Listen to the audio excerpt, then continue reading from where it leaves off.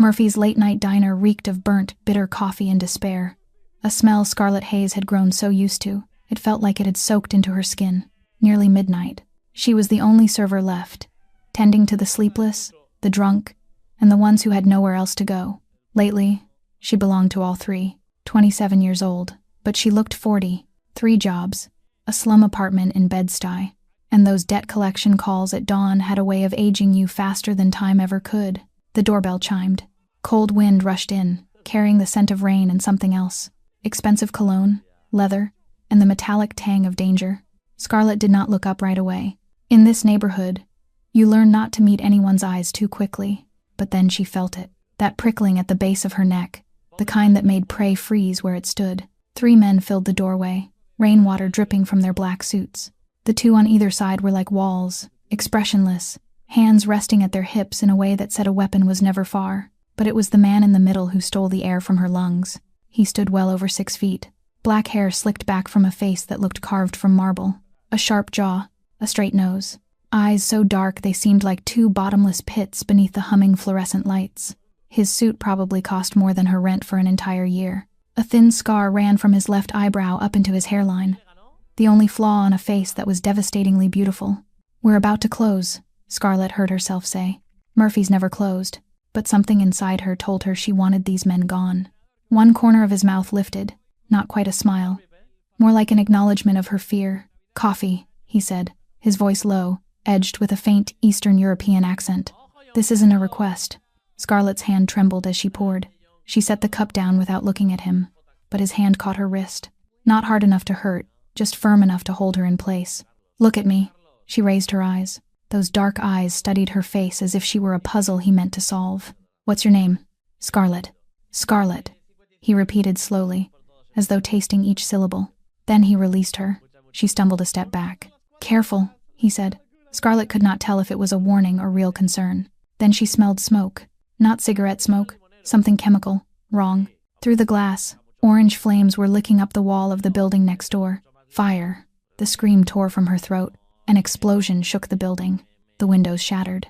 Darkness swallowed everything, leaving only the spreading light of the flames. Then Scarlett heard it. A child screaming. From upstairs. Where people lived. Someone had to go up there. And before she could think, she was running toward the fire. Scarlett did not know that the dark-eyed man's name was Marcus Ashford, the most powerful Mafia boss in New York. She also did not know that the child crying on the 3rd floor was Noah, his only son.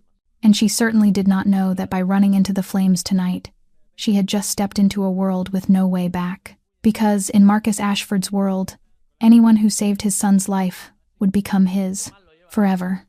If you want to know how Scarlett saved Noah, and why she became the target of an entire Mafia family, press like right now. Share this story with anyone who loves intense, dangerous romance. And do not forget to subscribe to the channel so you do not miss what happens next. Scarlett lunged toward the staircase leading up to the apartments, but a solid hand clamped around her arm and yanked her back. She turned her head. The stranger's black eyes locked onto hers, the firelight reflected in them like 2 small torches. "The main stairs aren't passable," she shouted, trying to drown out the roar of the flames and the cracking wood. "There's another way. Through the kitchen, the back fire escape." She did not know why she was explaining anything to this man. She did not know who he was, or what he wanted. But those dark eyes were looking at her with something she could not name. An urgency. A raw, primal fear she had never seen in anyone before. "Lead the way," he ordered. Not a request, not a suggestion. An absolute command. Scarlett ran. She cut through the kitchen, where the cook had vanished at some point. Pots and pans still scattered across the stove. Out of the corner of her eye, she saw one of the man's 2 bodyguards hauling old Mr. Kowalski toward the back door, the elderly man coughing violently, his legs unsteady. At least someone was looking after the others. The rusted metal door that led to the fire escape shrieked on its hinges when Scarlett shoved it open. Cold air slapped her face for a split second, and then it was immediately replaced by thick, black smoke pouring down from above. She coughed, her eyes burning, tears streaming, not from fear, but because the smoke was stealing every breath. "Keep going." The man's voice sounded right behind her, low and steady. Scarlett climbed. Each metal step trembled beneath her, rust flaking away with every footfall. This fire escape had been old for a long time, probably untouched by maintenance for years. She prayed it was strong enough to bear the weight of both of them. The smoke grew thicker. Scarlett pulled the collar of her uniform up over her nose and mouth, but it did not help much. Her lungs burned as if someone were pouring acid inside them. Her eyes could barely make out anything beyond smoky gray and the dancing flecks of light. Second floor. The crying was still above. She kept climbing. The man stayed close behind, his steps fast and terrifyingly precise, as if he was used to moving through hell. Third floor. The child's cries were closer now, tearing through the sound of fire and burning wood. But there was another voice as well. A woman's voice, screaming something in a language Scarlett did not understand. Panic. Desperation. She gripped the railing and hauled her exhausted body up the final steps. Through the window at the end of the third-floor corridor, she could see inside. Fire had swallowed the hallway, savage flames leaping from one wall to the other, licking the ceiling like demonic tongues. There was no way through. No one could survive stepping into that. But at the far end of the hallway, through smoke and flame, Scarlett saw them. A middle-aged woman, her face smeared with soot, clutching a little boy tight in her arms. The boy looked about 4 or 5, his face flushed, tears streaking down, his mouth open in a cry she could barely hear over the roar of the fire. The distance from the fire escape to the window where they stood was too far, at least 10 feet. No way to reach them. Scarlett turned to the man, about to say something, about to tell him there was no way, that they needed to call the fire department. But he was not looking at her. Those black eyes were fixed on the child, and on that marble-cold face. For the first time, Scarlett saw a crack. Horror, pure and primal. He knew that boy. That boy was his. The man did not say a word.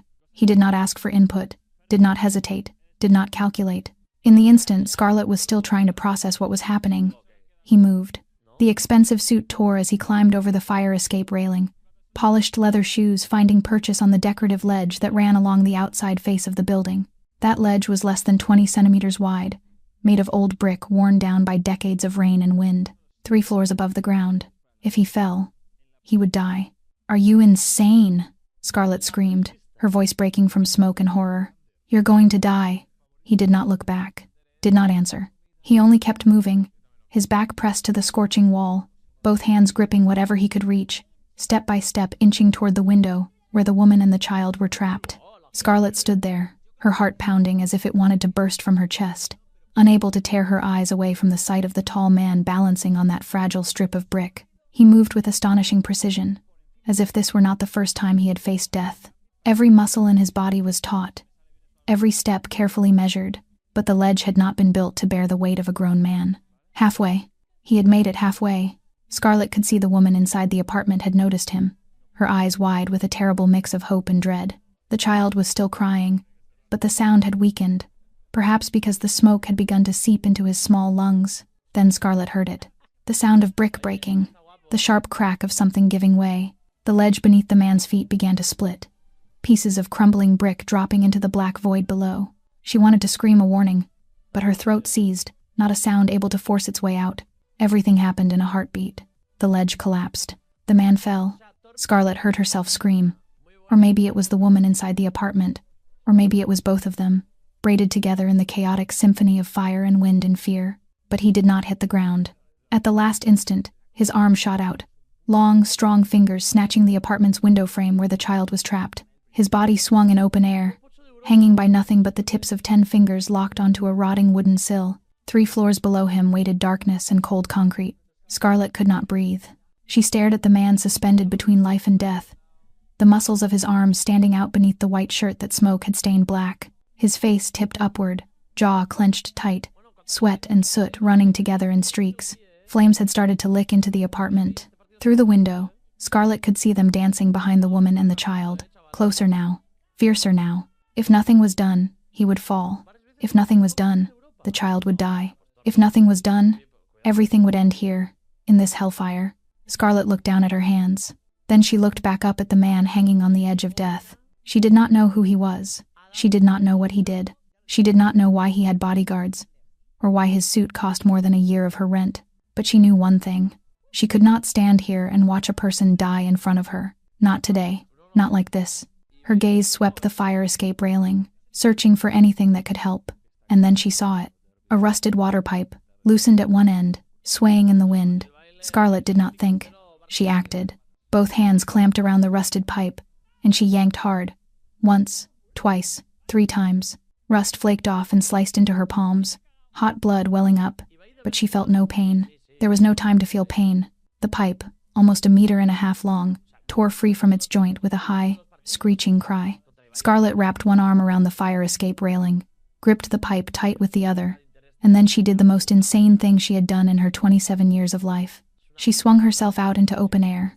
3 floors below waited concrete and certain death. Her body swayed in the wind, heat from the flames slapping her face like a burning hand. But she did not stop.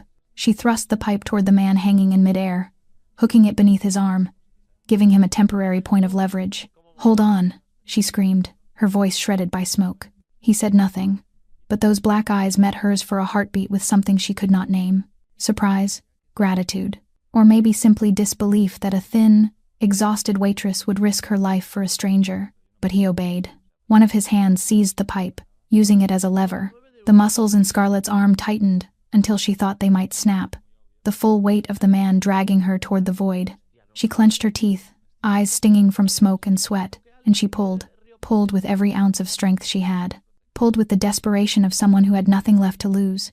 The man pushed off the pipe, swung his body once, twice, and on the 3rd swing he kicked his feet up and slammed hard into the window frame. Glass exploded. Sharp shards rained down into the darkness like a lethal crystal storm. He tumbled inside the apartment, vanishing behind the curtain of black smoke. Scarlett hauled herself back onto the fire escape, her arms shaking so badly she could barely control them. Blood dripped from her palms onto the metal grating, mixing with rainwater and soot. She gulped air, her lungs burning as if fire were eating them from the inside. But she had no time to rest. Through the shattered window, she could see what was happening inside. The man had gotten to his feet, his white shirt now stained black with smoke and red with blood from cuts made by the glass. He did not care about his wounds.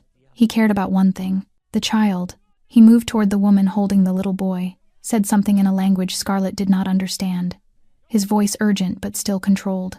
The woman nodded, tears tracking down her soot-smeared face, and then she handed the child to him.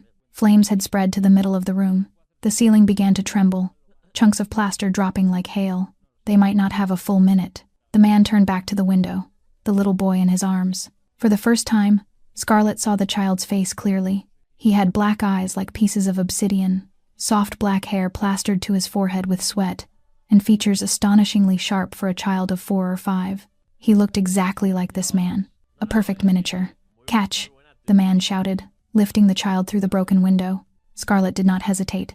She reached out and took the small, trembling body. The boy was heartbreakingly light, maybe not even 15 kilos, but he clung to her as if she were the only lifeline in an ocean of fire. Tiny fingers fisted the collar of her uniform, his face buried against her neck, and Scarlett could feel his heart hammering wildly, like a terrified bird. "It's okay," she whispered, even though she did not know if it was true. "I've got you safe." The man turned back, pulled the middle-aged woman toward the window, and helped her climb through. Behind them, the ceiling began to collapse. They climbed down in chaos. The man led the way, his steps fast and steady even as the fire escape shuddered violently under the weight of 4 people. The middle-aged woman followed, her hand gripping the railing so hard her knuckles turned white. Scarlett was last, one arm locked tight around the child against her chest, the other hand clutching anything she could reach. The boy still did not speak. He only buried his face in her neck, hot tears soaking through the thin fabric of her uniform. 3rd floor. 2nd floor. The metal groaned, a hideous sound like the dying moan of a wounded beast. This fire escape was too old, too rotten, never meant to hold the weight of 4 people at once. Scarlett could feel it swaying, tilting, slowly tearing away from the wall. "Hurry up," the man shouted from below. They were almost there. Just 1 more floor. Just a few more steps. Then the 3rd floor apartment exploded. Scarlett did not see it, but she felt it. A massive wave of heat slammed into her back like a giant's fist, driving her forward. The sound was deafening, as if the whole world were breaking apart piece by piece. Glass shattered, brick cracked, burning wood burst into thousands of flaming splinters that spun through the air. The fire escape bucked violently, and then the connection to the wall tore free with a shriek of metal. They were falling. Scarlett did not think. Instinct seized her in that moment. The most primal instinct of all, the instinct to protect. She twisted in midair, curled her body around the child, using her back and shoulders as a shield between him and the collapsing world. If something struck, it would strike her first. If something cut, it would cut her first. This child would live, Even if she had to die, she did not know why she was doing it. She did not know who this boy was, whose child he was, what he meant to the world. She only knew he was small and terrified and utterly unable to protect himself. And that was enough. Time seemed to stop in that falling moment. Scarlett could feel every second dragging by in a slow agony. Wind screamed past her ears. The temperature shifted from blistering heat to sudden cold. The smells of smoke and blood and fear blended into something she would never forget. She squeezed her eyes shut, bracing for the impact with the ground, bracing for broken bones and pain and maybe death. But instead of cold, hard concrete, she fell into something else. Warm, solid, alive. Two powerful arms wrapped around her and the child, absorbing the force as all three of them hit the ground. They rolled once, twice, before coming to a stop in a tangled heap of limbs and fabric and dirt. Scarlett lay there, unable to move, unable to think. She could feel someone's chest rising and falling beneath her, someone's heartbeat pounding wildly under the thin layer of a dress shirt. The boy was still in her arms, small and shaking but alive, breathing, crying. She opened her eyes. Black eyes looked back up at her from beneath, only inches away. The man had caught them. Somehow, he had gotten down first and caught both her and the child as they fell. A moment of silence passed. Between the distant roar of fire, between the sirens of fire trucks drawing closer, between the scattered screams of someone somewhere, only the three of them lay there, interwoven like pieces of a strange picture. Scarlett could feel the man's chest rising and falling beneath her, each breath heavy and ragged. She could feel his heart hammering, so powerful she thought she could hear it in her ears. And between them, the child lay still, tiny fingers clamped around the collar of her uniform as if afraid that if he let go, she would vanish. She tried to lift her head, tried to say something, to thank him, to ask if he was all right, anything, but her body would not obey. Everything was heavy, exhausted, as if someone had poured lead into her limbs. Her head spun, and the world around her began to blur at the edges, like an old photograph fading with time. In that smeared, drifting moment, she looked down at the boy in her arms. He had stopped crying. Only small, broken sobs remained, his face smeared with soot and tears as he looked up at her. And for the first time, Scarlett truly saw him. Black eyes like gemstones in the dark, soft black hair, features strangely sharp for a child. She turned her gaze to the man beneath her. The same black eyes, the same black hair, the same sharp lines, as if carved from stone.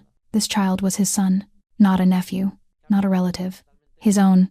She could see it as clearly as she could see the fire burning, as clearly as she could see the moon in the sky. The resemblance was not only in their faces, but in something deeper, more primal, something in the way the boy clung to her, and yet kept looking toward the man, as if checking whether his father was all right. This man had walked a narrow ledge, 3 floors above open air. This man had almost died to save the boy in her arms. That was not the act of a stranger. That was the act of a father. Scarlett wanted to say something, to ask the boy's name, to ask his name, to ask why the apartment had caught fire, why everything had happened like this. But darkness was spreading along the edges of her vision, swallowing the light one piece at a time. She felt the boy being lifted from her arms. She heard someone calling her name, urgent and afraid. Scarlett.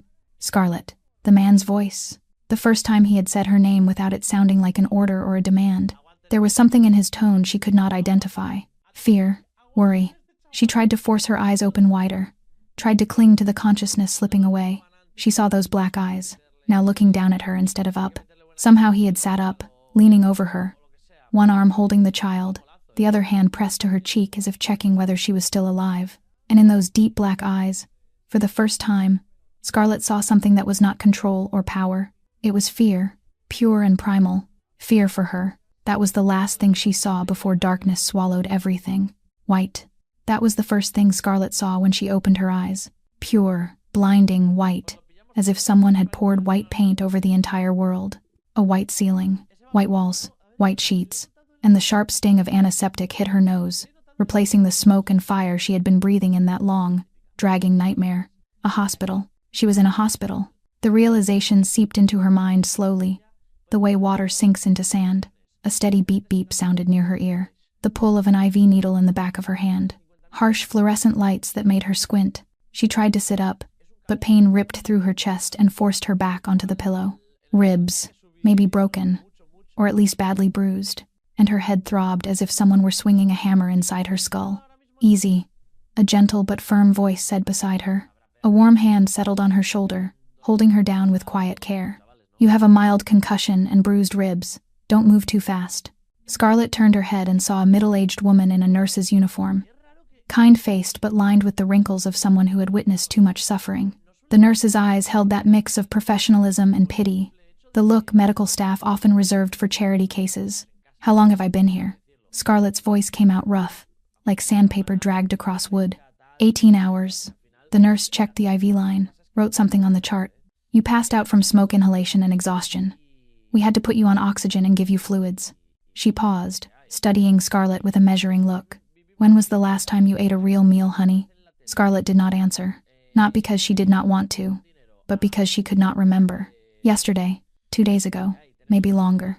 She was used to skipping meals, used to going hungry so she could scrape together enough to pay off debt, used to eating expired bread pulled from the dumpster behind the diner. Those things had become normal for her.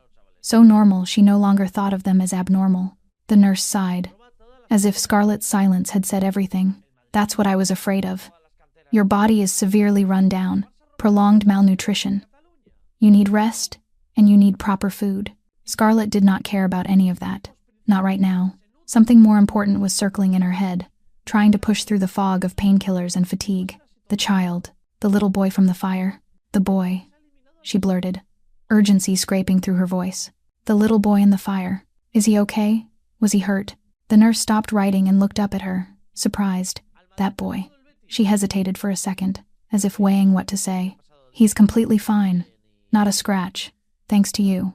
Scarlett exhaled as if a stone had been lifted off her chest. He was fine. The boy was fine. She did not know why that mattered so much to her. But it did. More than her aching ribs or her pounding head or the bleak future waiting for her outside these walls. You have visitors, the nurse continued, her tone edged with something strange that Scarlett could not name. They've been waiting all night. Scarlett blinked, not sure she had heard correctly. Visitors. Waiting all night. She had no one. Her parents had died in a car accident when she was 19. No siblings. No close relatives. Friends. Did she even have friends? The people she worked with across 3 different jobs did not count as friends. They did not even know where she lived. And Derek, her ex-boyfriend, the man she once thought she would marry, had stolen all her savings and vanished 6 months ago. No one in this world would sit and wait for her all night. I don't have anyone, she said out loud, as if she needed to confirm it to herself. The nurse looked at her with a strange expression, a blend of curiosity and caution. I don't know who they are to you, but they've been out there since you came into the ER. And they, she paused, as if choosing her words carefully, aren't the kind of people this hospital usually sees. Before Scarlett could ask what that meant, the door to the room opened. He filled the doorway. That was Scarlett's first impression when the man stepped inside, not only because he was tall, but because of his presence, the invisible power radiating from every cell, making the hospital room suddenly feel small and airless. He had changed into a new suit, charcoal gray, with a black open-collar shirt underneath. No trace of smoke or soot or blood remained, only a carefully polished perfection, as if last night's fire had been nothing but a dream. But Scarlett knew it was not a dream. The small cut on his forehead, covered with a flesh-colored bandage, was proof. And those black eyes, the eyes that had looked at her with primal fear before she passed out, now swept over her from head to toe, as if assessing the damage. Behind him, one of the 2 bodyguards from last night stood as still as a statue. And an older woman with silver hair pinned up, pearls at her throat, a face as sharp as a knife. The nurse immediately found a reason to leave, almost fleeing through the door the man had just come through. Scarlett. Her name on his lips made her shiver, though she did not know why. He moved into the room with the graceful ease of a predator, pulled a chair to the side of her bed, and sat down as if he owned the place. Maybe he did. How do you feel? Confused, Scarlett heard herself say. She tried to sit up despite the pain, unwilling to lie flat while he sat there looking down at her like a king regarding a subject. What are you doing here? You saved my son's life. I was no. He said it simply, as if it explained everything. I owe you a debt. Son. So she had been right. The boy with the black eyes and black hair was his. Flesh and blood, not a nephew or a distant relative. Is he okay? Her voice was rough. The child. He's not hurt, is he? Something softened in his eyes. Only for a flicker like lightning, but Scarlett saw it. Because of you, Noah is completely fine. Not a scratch. He's at home, probably torturing the new nanny with a million questions. Noah. The boy's name was Noah. Scarlett nodded, feeling relief deeper than anything else. That's good. Then you don't owe me anything. I only did what anyone would do. No. His voice turned suddenly cold. Not anyone. Most people would run outside. You ran in. You ran toward the fire. He leaned forward, elbows on his knees, black eyes pinning her in place. Do you know who I am, Scarlett? End quote. She shook her head. I'm Marcus Ashford. The name meant nothing to her. Maybe it should have. Judging by the way the silver-haired woman behind him lifted one corner of her mouth, as if Scarlett were the only idiot in the world who did not know that name. But Scarlett did not care who he was. She cared about one thing. I need to get back to work. She tried to sit up straighter, tried to swing her legs off the bed. Murphy's will need someone, and I have 2 other jobs to worry about. The hospital bill. I'll figure it out. Maybe a payment plan, or... His hand settled on her shoulder. Not hard, but firm enough to hold her in place. You're not going back to Murphy's. I have to. I need money. I have bills. Murphy's burned to the ground. Those 4 words landed like a sledgehammer. Scarlett blinked. Not sure she had heard him right. What? The diner. Murphy's. It's gone. The whole building collapsed completely. He spoke with calm detachment, as if he were reporting the weather. The fire started in the abandoned warehouse next door and spread. There's nothing to go back to. Scarlett felt the blood drain from her face. Murphy's. Her main job. Her biggest source of income. Gone. Your apartment, too, he continued, each word a punch to her stomach. The building's been sealed for fire safety violations. The fire spread there. You're not allowed to go back. No. No. Scarlett felt the world tilt. And this time it was not from a concussion. Her apartment. That tiny slum place in Bed-Stuy she hated. And yet it was the only thing she could call home. Her clothes were in there. Her documents. And most important, her money. $2,000 in cash she had hidden beneath a loose floorboard. Money it had taken her 6 months to scrape together after Derek had taken everything. All of it was in there. Everything, she whispered, voice trembling. Everything I have. It's been handled. Marcus cut in. The hospital bill, the medical costs, all of it. You don't need to worry about those things. I don't take charity. The words burst out automatically, even though she knew she had no right to say them. She had nothing. Truly nothing. This isn't charity. He rose, suddenly a towering figure again, standing over her. This is a debt. You saved my son. My son. Do you understand what that means to me? Scarlett wanted to refuse. She wanted to say no. To get up and walk out of this hospital room, away from this man, away from the black eyes watching her as if she were something that belonged to him. But refusing required choice, and Scarlett had no choices. No job, no home, no money, no one in this world to go back to. She could go to a shelter, sleep on dirty cots among hundreds of strangers, stand in line for donated meals every day. She had done it before, in the first months after Derek disappeared with all her savings. She knew the taste of that kind of desperation, the bitter flavor of self-respect ground beneath the heel of life. But Marcus Ashford did not give her the chance to choose that path. He left behind a bag of clothes, a new phone with his number already saved, and a command. The car will be here at 3. Don't make me send someone to pick you up. Tane. Then he was gone, leaving only expensive cologne and the feeling that her life had just been tipped completely off its axis. The silver-haired woman, the one Scarlett later learned was named Eleanor, stayed a few minutes longer. She set the bag of clothes on the chair, her cold eyes sweeping over Scarlett as if she were assessing merchandise. You'll find everything you need in there. Clothes, toiletries, the basics. She paused. And girl, don't try to run. My employer doesn't like being refused, and he always finds what belongs to him. At 2:45 in the afternoon, Scarlett sat in a hospital-issued wheelchair, wearing an outfit she was certain cost more than a month of her old paychecks. Jeans that fit perfectly, a soft cashmere sweater that hugged her body, polished leather boots. Everything was in her size, as if someone had measured her while she was unconscious. The thought made her shudder. A sleek black SUV waited right in front of the hospital entrance, windows tinted so dark she could not see inside. The driver stepped out, a tall man with an expressionless face, and opened the rear door for her with the precision of a soldier. Miss Scarlett, I'm Roman. I'll take you to your residence. What if I say no? Scarlett asked, even though she knew the question was pointless. Roman looked at her, not a flicker of emotion moving across his stone face. Then I'll wait until you say yes. Mr. Ashford was very clear. You must be comfortable and safe. Force is not an option. At least he was honest about that. Scarlett got into the car because she was tired, because she was in pain, and because she had nowhere else to go. The door closed behind her with a soft click, but to Scarlett it sounded like a cell door slamming shut. The SUV pulled away, and through the tinted glass, she saw another SUV gliding after them. Security, or surveillance. She was not sure there was a difference in Marcus Ashford's world. Brooklyn fell away behind her. Familiar streets with cheap corner stores, greasy-smelling fast food joints, rundown apartments she had once called home.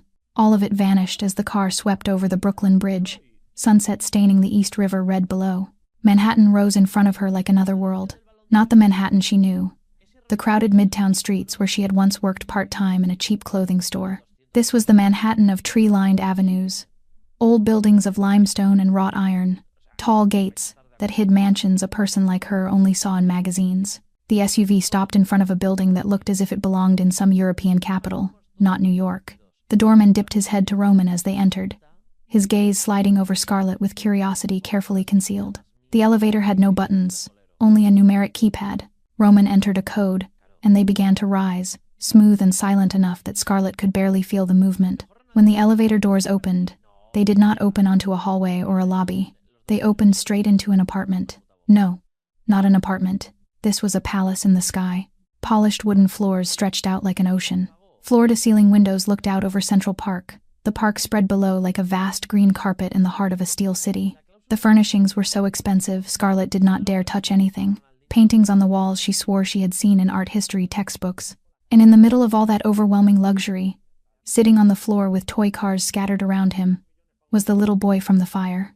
Noah lifted his head when the elevator chime sounded, and the little boy's black eyes went wide as 2 coins.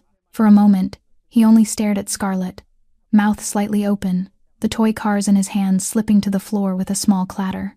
Then his face lit up like sunrise, and he sprang to his feet, small legs flying across the polished wooden floor.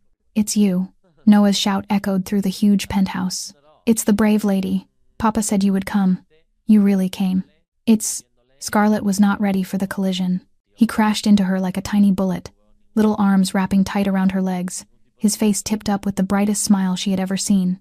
She nearly lost her balance, had to brace herself against the elevator wall to keep from falling. Looking down from above, she saw his soft black hair, saw those small shoulders shaking with excitement, and her heart did something strange in her chest.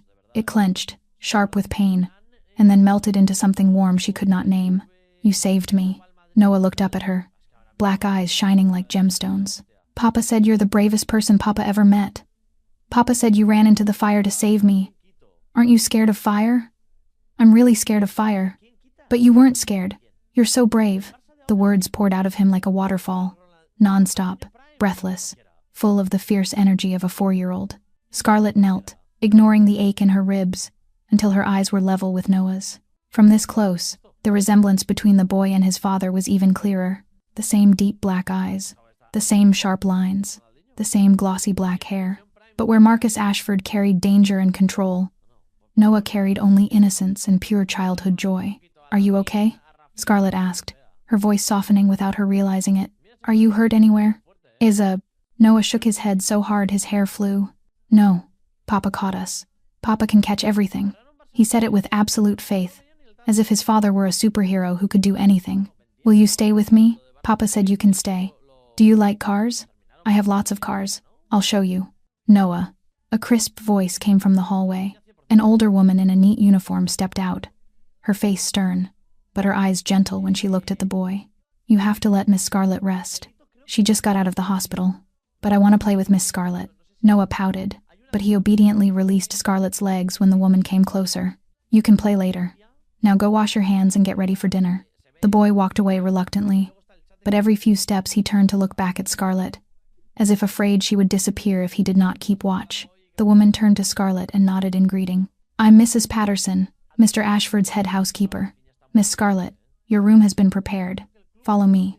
Scarlett followed her through long hallways, through rooms where each one was bigger than the slum apartment she used to call home. At last, Mrs. Patterson stopped in front of an oak door and pushed it open. Scarlett stood there, unable to move. The room in front of her was 3 times the size of the rundown apartment she had once called home. A king-size bed with cream-colored silk sheets, a large window framing the Manhattan skyline, sunset spilling gold across the room, a private bathroom with a tub big enough to swim in, and a closet, Mrs. Patterson opened the closet doors, and Scarlett saw that it was not a closet, but another small room. Clothes hung on rails, neatly arranged by color, from dresses to jeans to sweaters to coats. Shoes lined up along the floor, from high heels to sneakers to leather boots. Handbags on the upper shelves. All of it new, all of it expensive. And when Scarlett trembled as she lifted a blouse, she saw it was her size. Perfectly, down to the millimeter. "Mr. Ashford has prepared everything for you," Mrs. Patterson said, her voice expressionless. "Dinner is at 7. He will join you. If you need anything, use the phone on the desk and press 0. Then she left, leaving Scarlett alone in the lavish room, surrounded by expensive clothes and questions with no answers. The phone in her pocket buzzed. A text from the saved number. Only one letter. M. "Noah is happy you're here. So am I." Scarlett did not come down for dinner. She locked herself in the bathroom, sank onto the cold marble floor, her back braced against the door, trying to control the wild rhythm of her heart. The chill seeped through the fabric of her pants, but she did not care.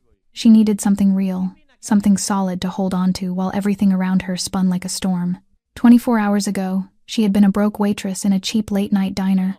Now she was sitting in the bathroom of a multi-million-dollar penthouse, surrounded by imported marble and gold-plated fixtures, wearing clothes she had not bought, in the home of a man she did not know. Her phone buzzed twice. She did not look. At 7:15, there was a knock at the bedroom door. Gentle, polite, Mrs. Patterson's voice floated through. "Miss Scarlett, Mr. Ashford is asking if you'll come down for dinner." "I'm not hungry," Scarlett called back, hating the tremor in her own voice.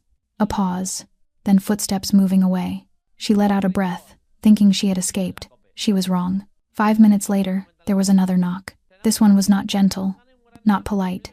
It was firm, authoritative. The kind of knock that belonged to someone who was not used to being refused. "Scarlett." "Wait."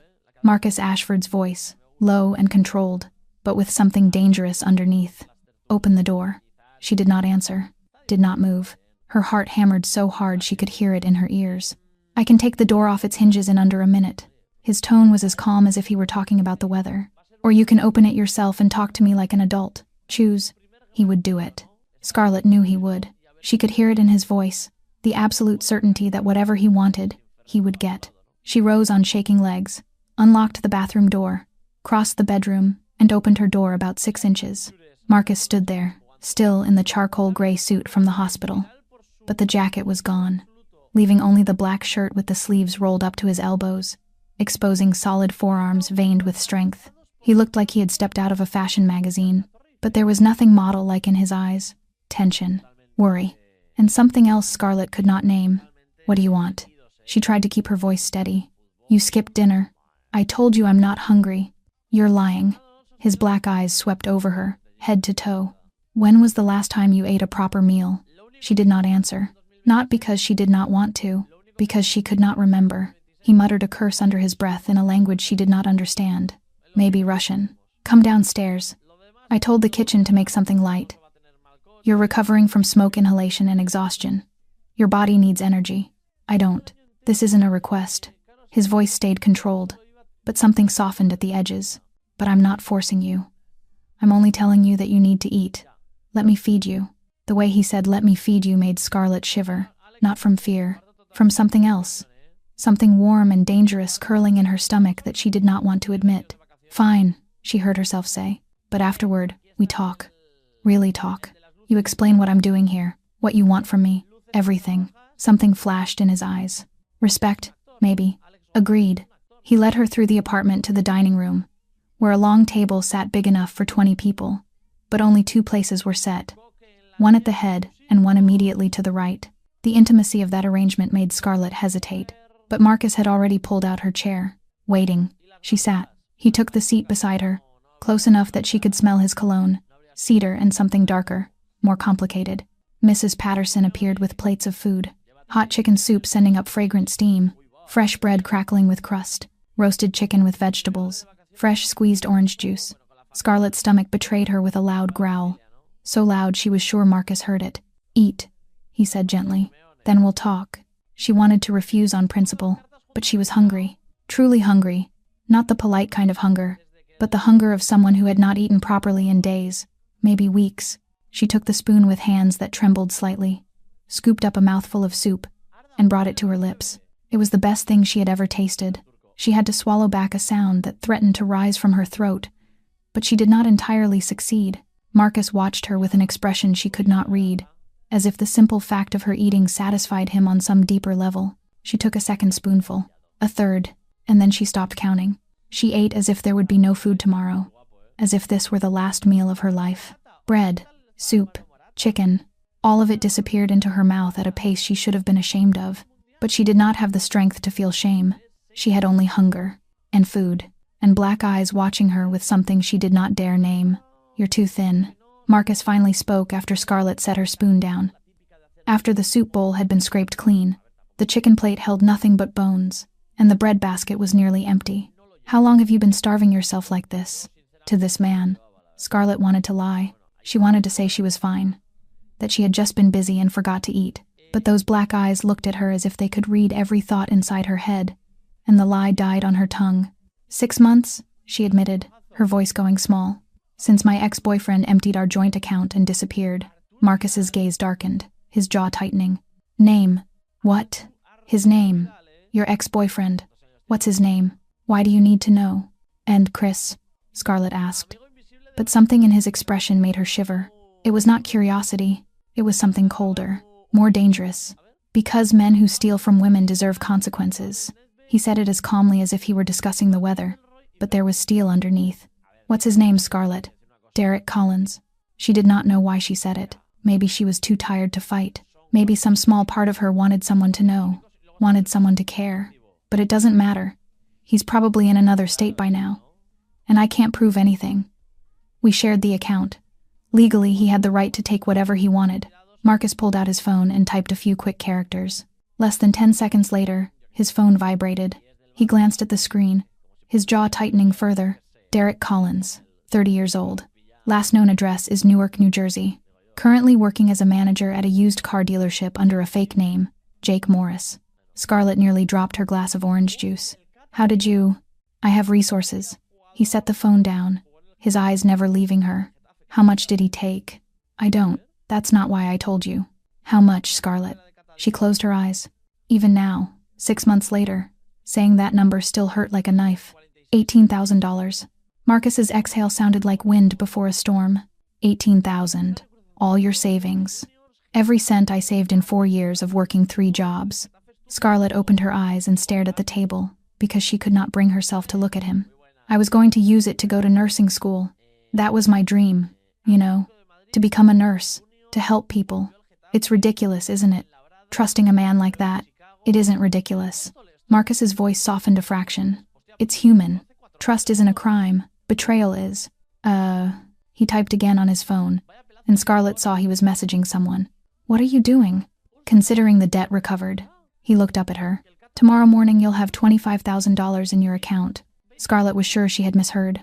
"What?" $18,000 for what he stole. $5,000 for the interest and the suffering he caused. Another $2,000 for the time you lost. He said it like he was reading a grocery list. "You can't do that." "It's Syed." Scarlett shook her head, unable to believe what she was hearing. "That's not how the world works. You can't just throw money at everything and—" "Can't I?" Marcus leaned forward, elbows on the table, black eyes locking onto hers.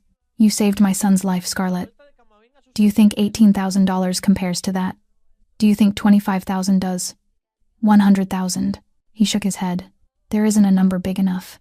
I didn't do it for money." "I know." Coated. His voice dropped lower, thicker, more intimate. "That's why you're here. That's why I'm not letting you go." The words hung between them, heavy and charged with meaning. Scarlett did not dare to chase too far. "What does that mean?" she whispered. "Not letting me go." Marcus did not answer right away. He only looked at her, those black eyes deep as 2 abyssal pits. And Scarlett had the sense she was standing on the edge of something she would not be able to come back from. Marcus stood up and walked to the window that looked out over a city sinking into night. His back was to Scarlett, but she could see the tension in every line of muscle across his shoulders, as if he were carrying the weight of the entire world. 3 weeks ago, he began, his voice low and distant. "Noah's mother tried to kill him." Scarlett stopped breathing. She was sure she had heard wrong. No one, no mother in this world, did that to her own child. But Marcus turned, and the pain in his eyes told her she had heard exactly right. "Victoria Caruso." He said the name, as if it were something poisonous on his tongue.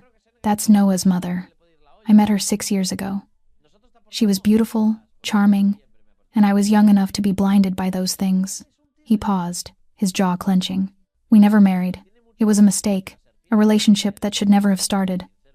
But then she got pregnant, and I did the right thing. I supported her, supported Noah, tried to be a good father even though she and I did not fit each other in any way.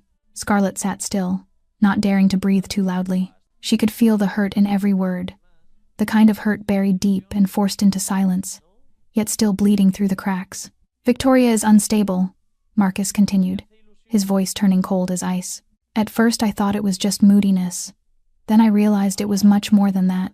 She's addicted. Cocaine, prescription drugs, anything she could put into her body. She used the money I gave her to feed that addiction instead of taking care of my son.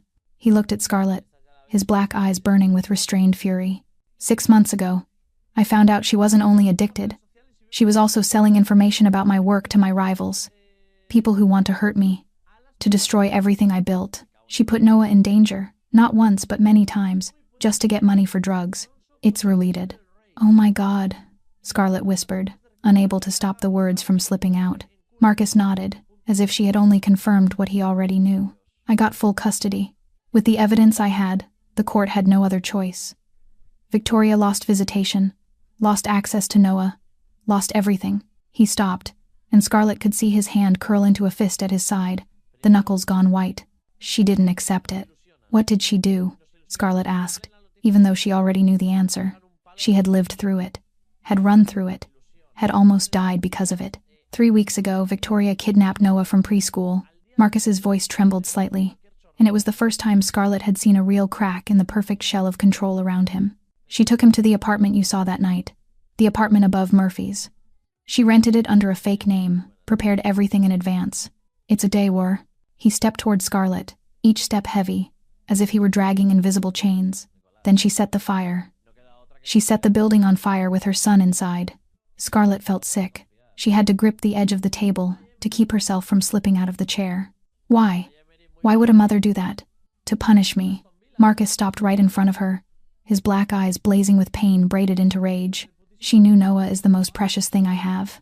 She knew that if she wanted to ruin me, if she wanted to make me hurt in a way money or power could never fix, she had to take the only thing I love.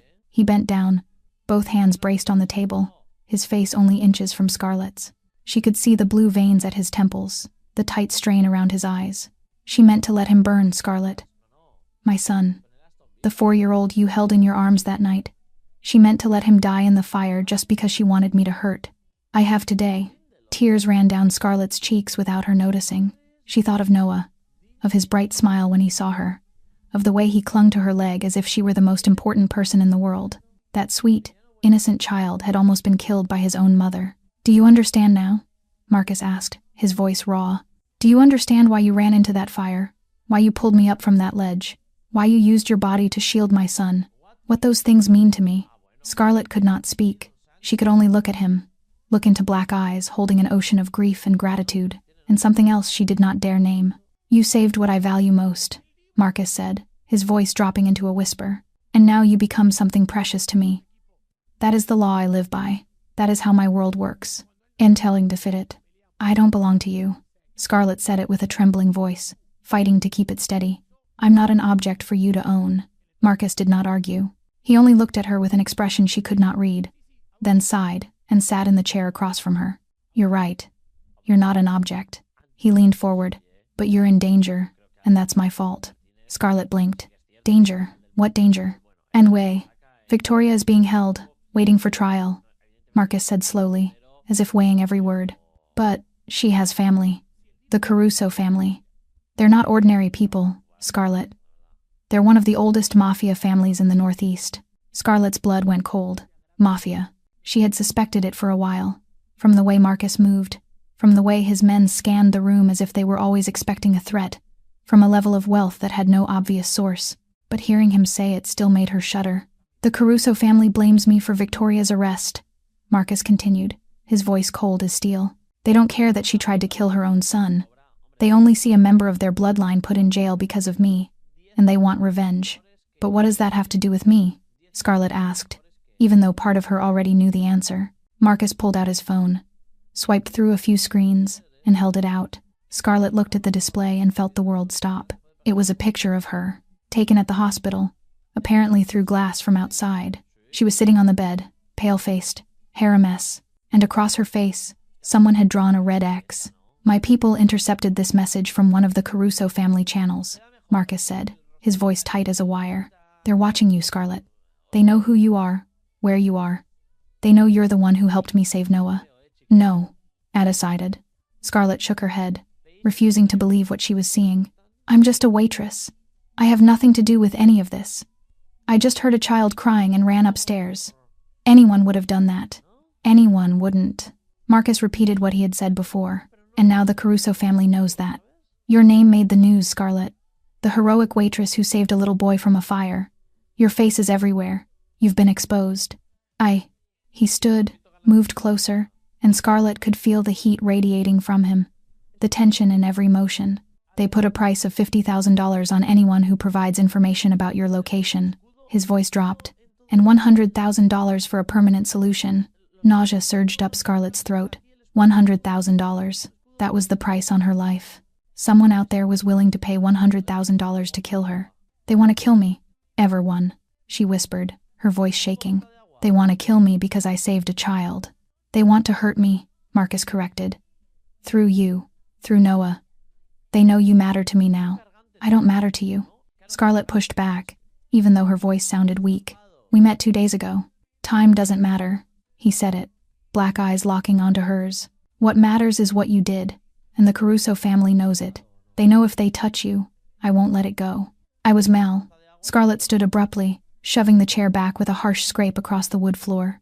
She needed to move, needed to do something with the panicked energy flooding her veins. "So I'm a prisoner here." Bitterness sharpened her words. "That's what you're saying. I can't leave. I can't live my life. I'm trapped in this gilded cage because I did a good thing." "You're protected," Marcus corrected. "There's a difference." "Is there?" She turned to face him. "You're telling me I can't leave. That someone wants to kill me because I saved a child. That my whole life just got flipped upside down. How is that not a prison?" Marcus stepped closer, and Scarlett backed up until her spine hit the wall. He stopped less than a step away, one hand braced on the wall beside her head. "Because I'm giving you a choice." His voice was so low, she almost felt it more than she heard it. "Stay here and let me protect you. Let me give you the life you deserve. No more 3 jobs, no more starving, no more fear, safety, comfort, everything you need. In exchange for what?" Scarlett whispered, her heart pounding like a drum. "What do you want from me?" Marcus's dark gaze dropped to her mouth for a single beat, then returned to her eyes. "I don't know yet," he admitted, and that honesty was, somehow, more frightening than any demand he could have made. The following days passed like a strange dream Scarlett was not sure she wanted to wake from. Life in Marcus Ashford's penthouse was unlike anything she had ever imagined. Every morning, she woke in a bed bigger than her old room, sunlight pouring through the glass and the smell of fresh coffee drifting up from the kitchen. Every meal was a small feast, with dishes she had only ever seen in magazines. And every day, Noah appeared at her door, with a radiant smile and a million questions. The boy clung to her as if she were a magnet, and he were a small piece of iron. He pulled her down to the floor to race toy cars, built Lego castles that rose to half his height, and told her about everything, from the goldfish named Rocket in the tank to his dream of becoming an astronaut. Scarlett did not know when it started, but she began to look forward to that knock every morning. She began to smile whenever she heard those small feet pounding across the wooden floor. She read to Noah every night before bed, her voice dropping low as she told stories of dragons and princesses, while his black eyes slowly closed, his tiny fingers still wrapped around hers as if afraid she would vanish in the night. Marcus was gone most of the day, handling what he called work, a word Scarlett had learned not to question. But he always came home for dinner, sitting at the head of the table with Noah on one side and Scarlett on the other, as if it were the most normal thing in the world. And after Noah went to sleep, he and Scarlett would go out to the balcony, sit in the sky garden with hot tea in their hands, and talk until the city lights blurred into darkness. He told her about his childhood in Moscow, about coming to America at 16 with nothing but empty hands and a heart full of ambition, about the years of building an empire from nothing, with willpower and decisions other men were too afraid to make. He told her about the loneliness of power, about never knowing who was truly a friend and who only wanted to use him, about the weight of always having to be the strongest person in the room, and Scarlett listened. She told him about her parents, about the car accident that took them when she was 19, about dropping out of school halfway through to pay for the funeral, about the years of grinding through 3 jobs and shelving her dreams. She told him about her dream of becoming a nurse, about wanting to help others because she knew what it felt like to have no one help you. Night after late night, the distance between them narrowed in a way Scarlett did not notice until it was too late. She began to wait for the sound of his footsteps in the hallway every evening. She began to look for those black eyes in the room whenever she walked in. And Marcus, the cold, controlled man she had met in that late-night diner, began to smile more. He began to touch her more. Light touches on her shoulder, on the back of her hand, as if he could not quite control himself. Noah noticed everything with the sharp eyes of a 4-year-old. He began to call her Scarlett instead of Miss Scarlett. He began to tug her hand whenever he wanted to show her something. He began to climb into her lap during movies as if that place belonged to him. And one night, as Scarlett read to him, Noah's eyes nearly closed. He whispered something that made her heart stop. "Good night, Ma." He paused, as if correcting himself, then continued in a sleepy mumble. "Good night, Scarlett." But Scarlett had heard it, and when she lifted her head, she saw Marcus standing in the doorway, black eyes on her with something she did not dare name. None of them said a word. No one corrected the boy, and in that silence, something changed. Forever, with no way back. The nightmare came on the 12th night, just as the tension between Scarlett and Marcus reached a breaking point. Scarlett was running down a hallway full of fire, black smoke choking the air, a child's crying echoing from somewhere ahead, but she could not reach it. She ran and ran, lungs burning, eyes stinging, but the corridor kept stretching longer, and the crying grew farther away.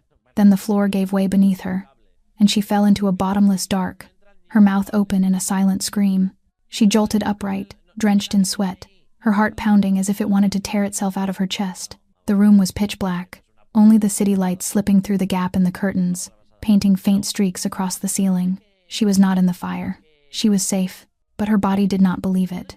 It still shook, still gasped for air, still felt the heat of flames against her skin. A knock sounded at the door, gentle but urgent. "Scarlett." Marcus's voice, low and worried through the wood. "Are you okay? I heard you screaming." She wanted to say she was fine. She wanted to tell him to go away, to leave her alone with her fear the way she had done for years. But her voice would not cooperate. Only a weak whisper slipping out. I'm fine." The door opened. Marcus stood there in simple sleep clothes, dark pants and a fitted black t-shirt, black hair slightly tousled as if he had sprung out of bed. No expensive suit, no carefully polished perfection. Just a worried man in her doorway at 2 a.m. He did not ask permission. He only stepped inside, sat beside her on the bed, and pulled her into his arms. Scarlett went rigid for the first moment. She was not used to being held, not used to having someone there when she was afraid. She had gotten through everything alone for the past 8 years, from her parents' death to Derek's betrayal, alone in the dark, alone with her nightmares. But Marcus's arms were warm and steady, and she was too tired to fight. She let herself sink against his chest, let the tears fall onto the thin fabric of his shirt, let her body tremble inside a safe embrace she had not known she needed this badly. "Fire," she whispered into him.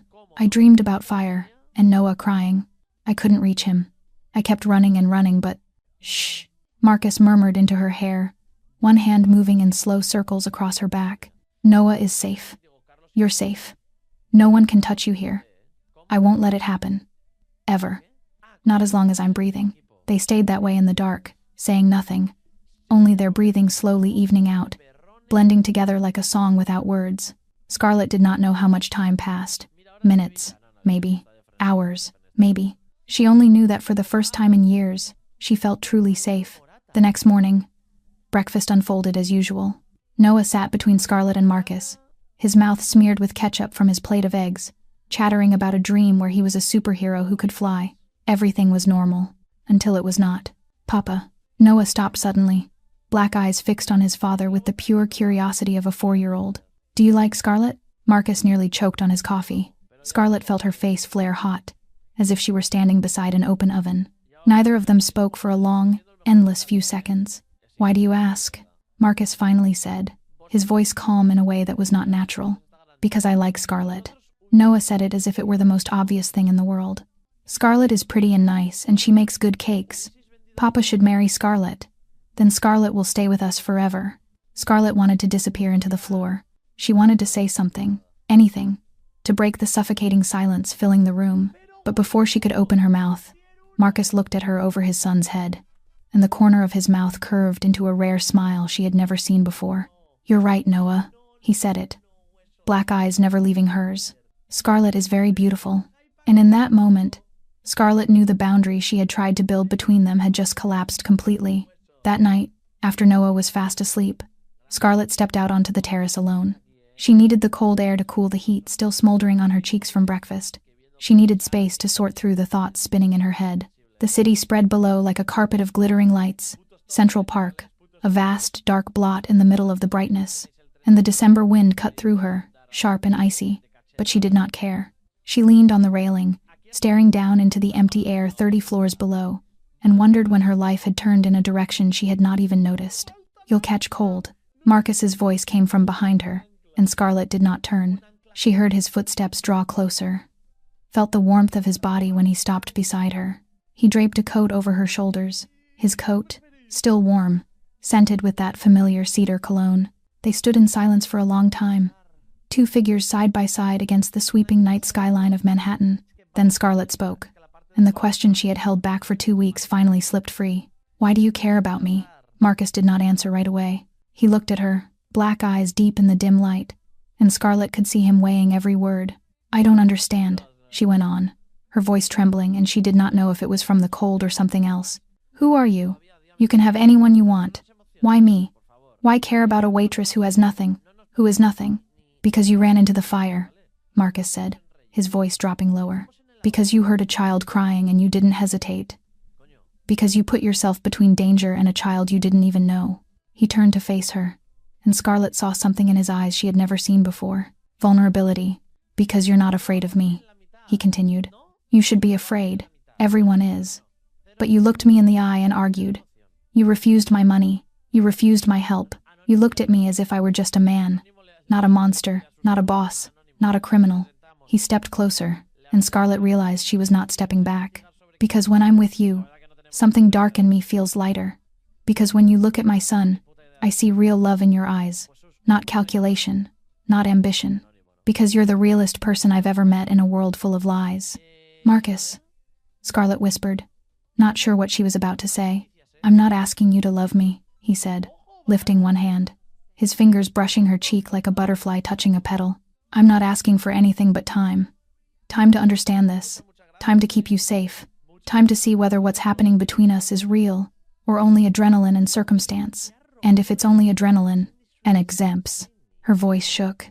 "Then when the threat is gone, you walk away with enough money to start your life again.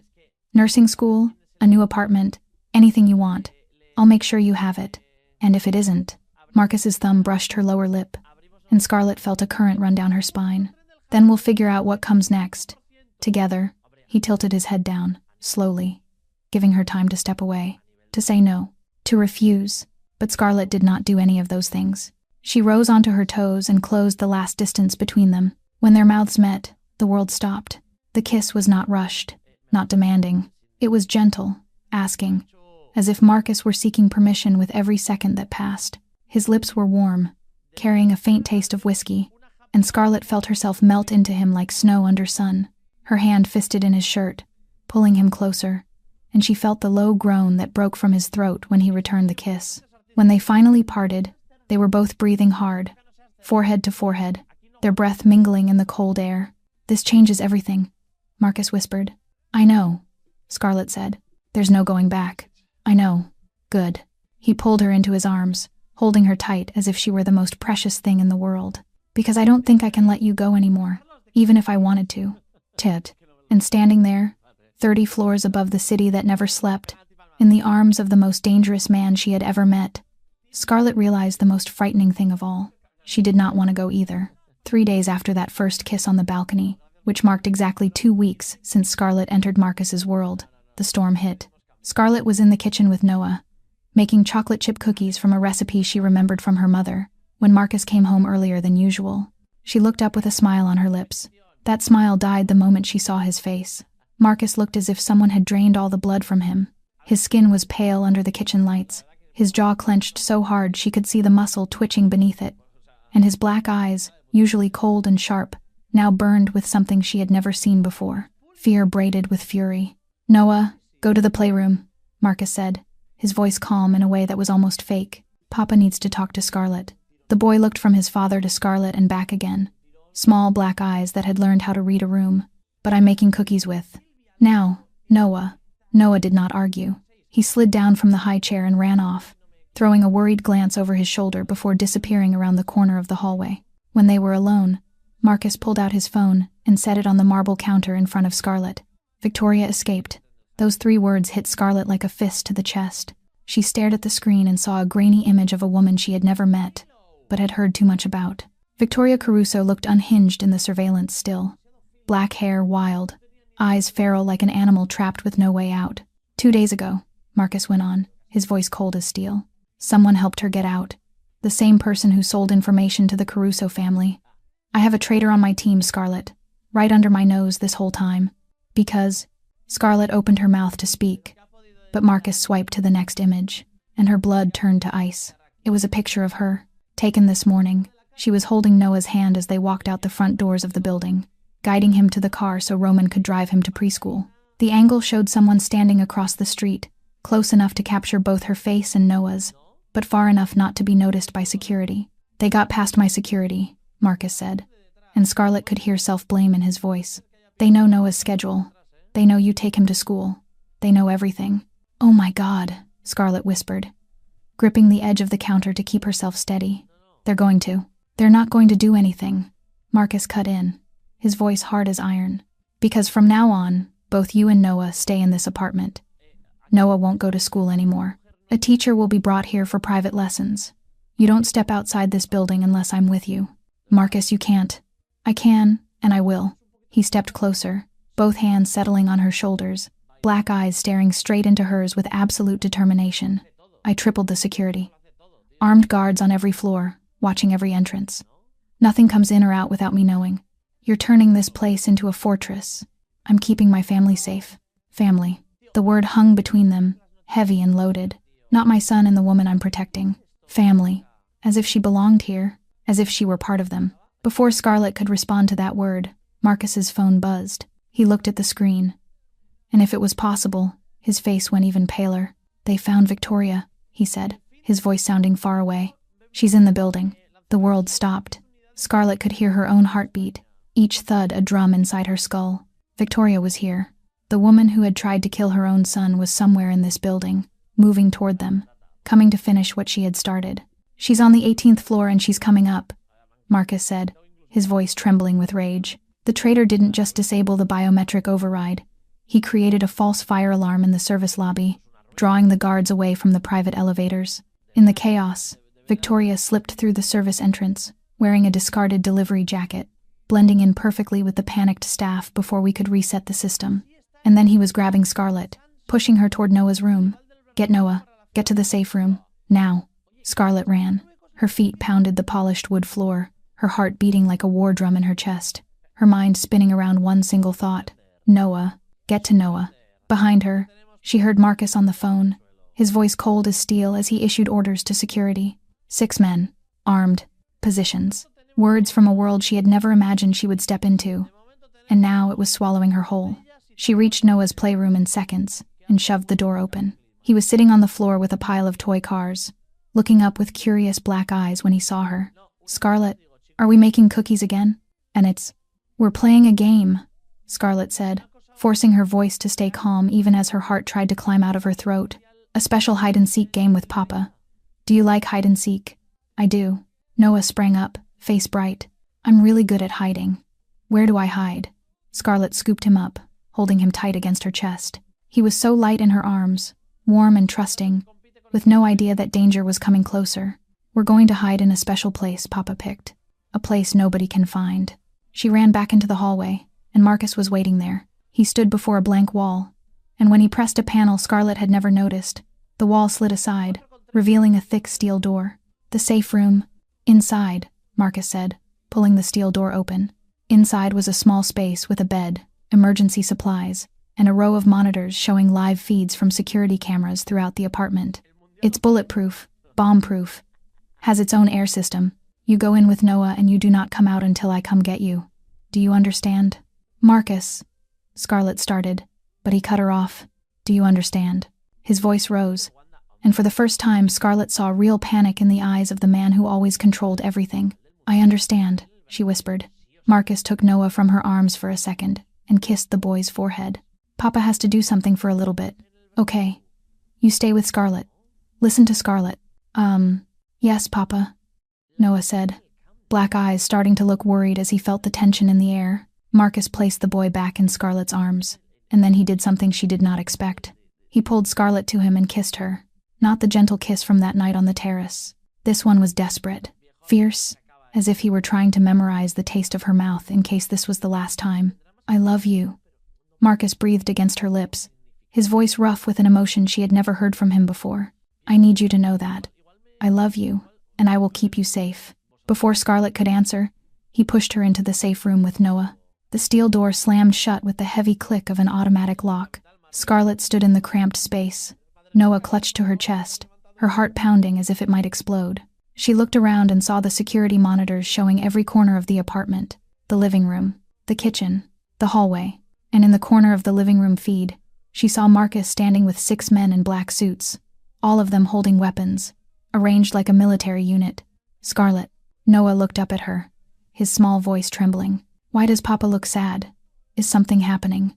No, it's nothing, sweetheart, Scarlett said, hugging him tighter, her eyes never leaving the monitors. We're just playing hide and seek. Papa will find us soon. But her gaze stayed glued to the screens, where the elevator doors were slowly sliding open. And when she saw who stepped out, she understood why Marcus was afraid.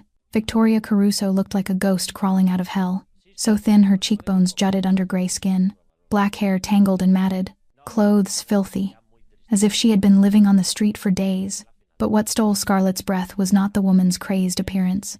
It was the gun in her hand, and the wild eyes sweeping the room, hunting for one thing. Her son. Scarlett pulled Noah down to the floor and covered his eyes with her hand, but she could not look away from the security monitors. On the screen, Victoria was screaming, her voice tearing through the small speaker of the security system, crazed and broken at the same time. Where is my son? Give me my son. The gun in her hand shook, but it stayed raised, aimed at Marcus, who stood between her and the rest of the apartment with both hands lifted, palms open, his voice terrifyingly calm. Victoria, put the gun down. We can talk. There's nothing to talk about. Victoria shrieked, tears streaming down her gaunt face. You took everything from me. You took my son. You locked me in that hellhole. You tried to kill him, Victoria, Marcus said, and Scarlett could hear the restraint in his voice, the rage boiling under the calm surface. You set the building on fire with your son inside. Remember? Victoria blinked, as if those words struck her like a slap. I didn't mean. I only wanted you to hurt.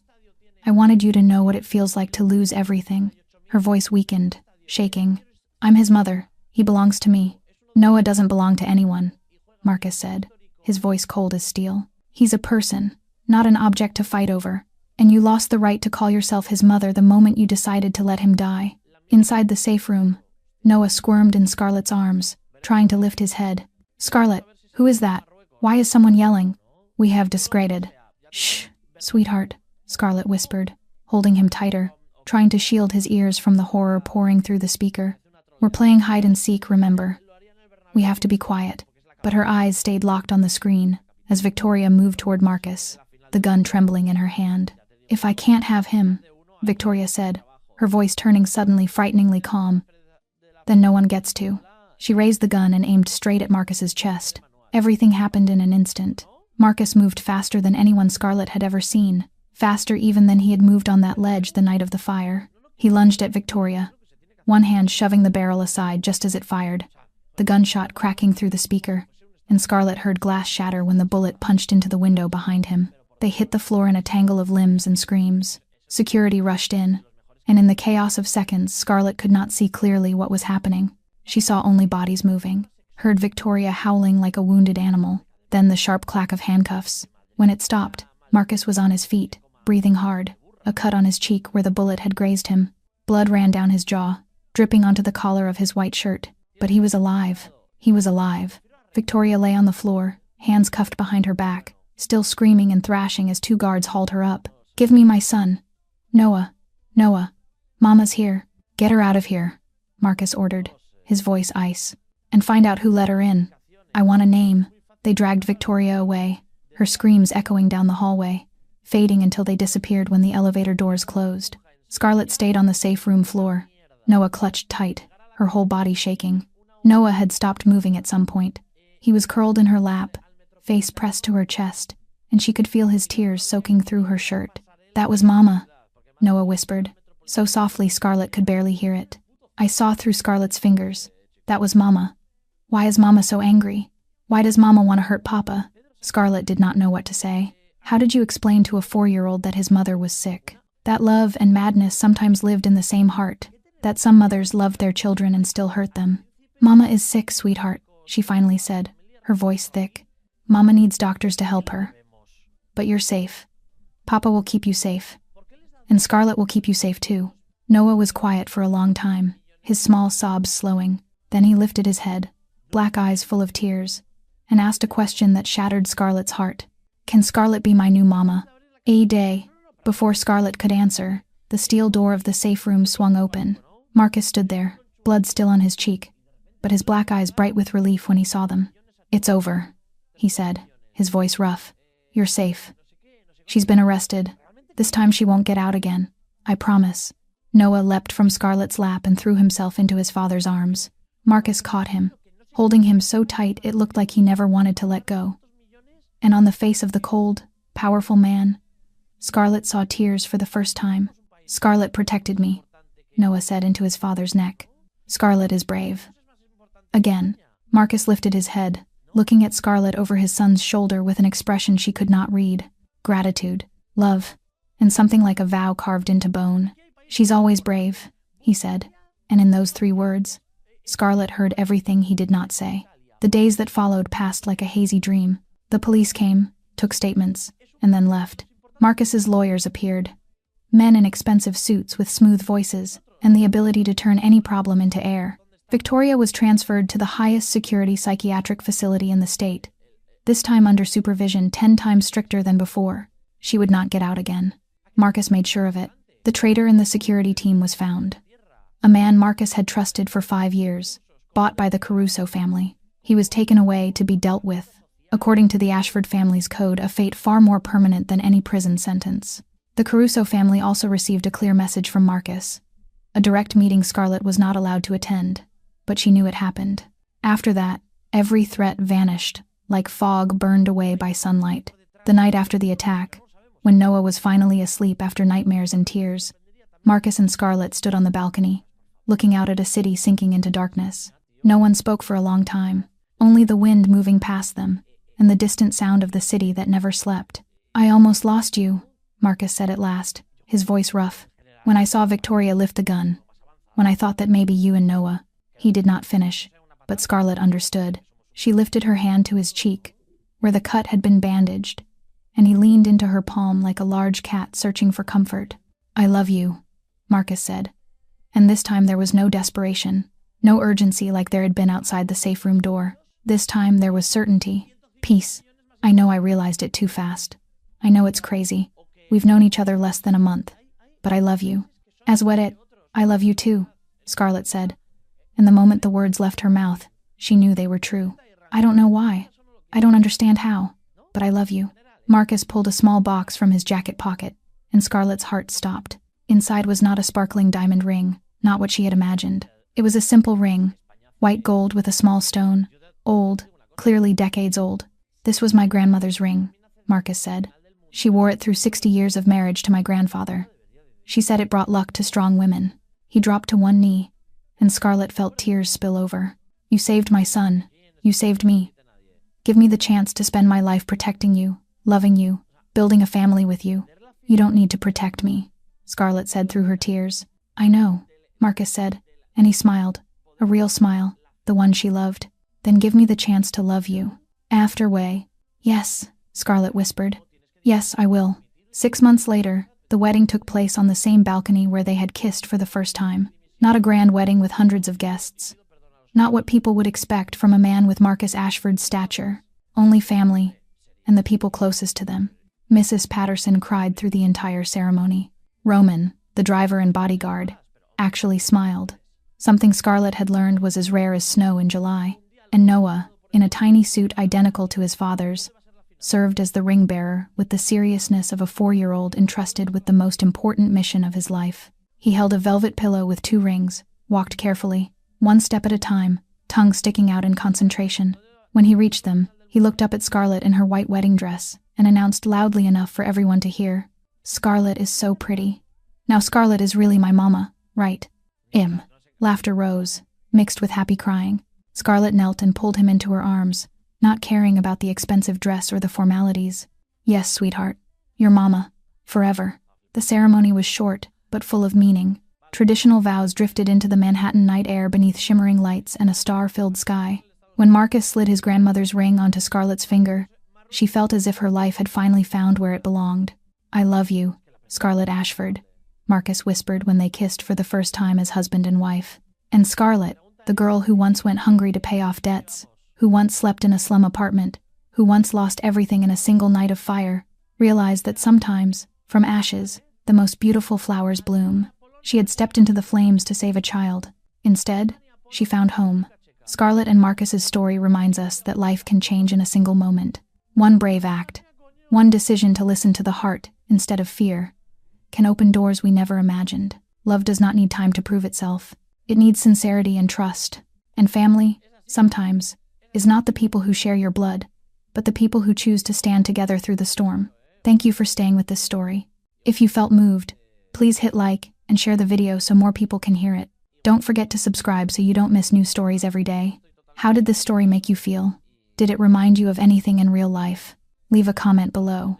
We would truly love to hear what you feel deep in your heart. Wishing everyone watching this video good health, a joyful life, peaceful days, and a heart full of love. Goodbye, and see you in the next video.